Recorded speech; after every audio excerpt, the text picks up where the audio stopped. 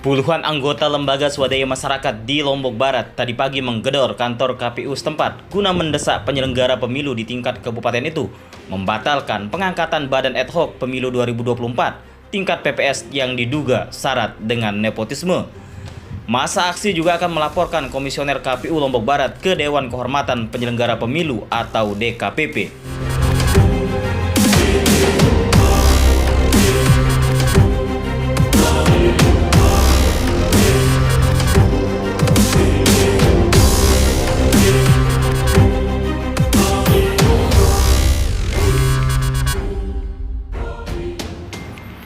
Puluhan anggota LSM di Lombok Barat Rabu pagi tadi menggelar aksi demonstrasi di halaman kantor Komisi Pemilihan Umum daerah setempat.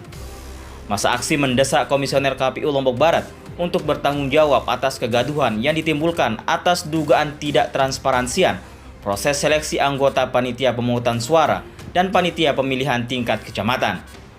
Masa menuding jika anggota badan ad hoc yang lulus dan dilantik Selasa 24 Januari kemarin merupakan titipan dan bukan atas kemampuan sendiri. Mereka mengeluhkan semua bahwa acuan daripada wawancara ini sama sekali tidak ada. Kami diwawancara hanya seputar kehidupan sehari-hari. Dan kami nilai CAT kami tinggi. Wawancara kami libas habis, tapi kami tidak muncul malah di 6 besar katanya. Jadi tuntutan kami jelas.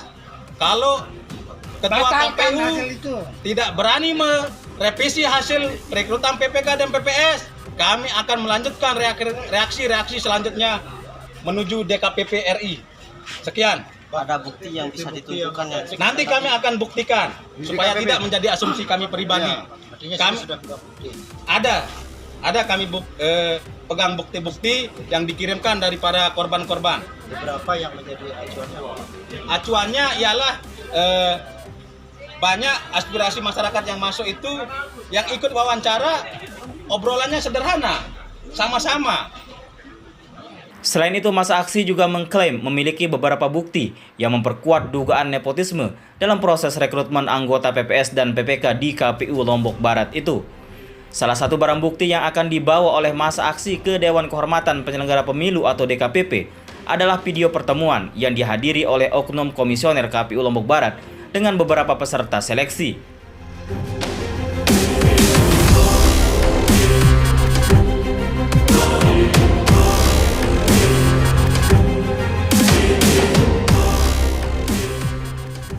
Sementara itu, Ketua KPU Lombok Barat yang menemui masa aksi membantah tuduhan pendemo.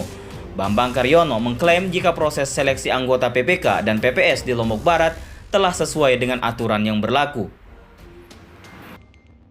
Yang memang sudah ditentukan oleh KPU RI.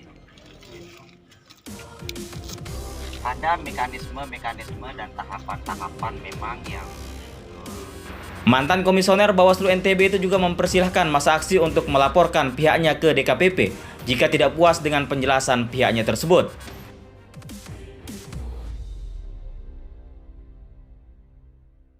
Sebagai informasi, KPU Lombok Barat diduga telah melakukan permainan titip-menitip, bahkan jual beli rekomendasi pada proses rekrutmen anggota PPK dan PPS.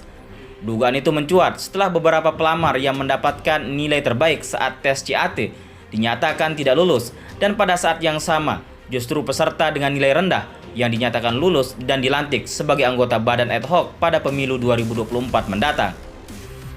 Atas dugaan itulah, masa mendesak KPU Lombok Barat untuk membatalkan hasil perekrutan PPK dan PPS yang sudah dilantik.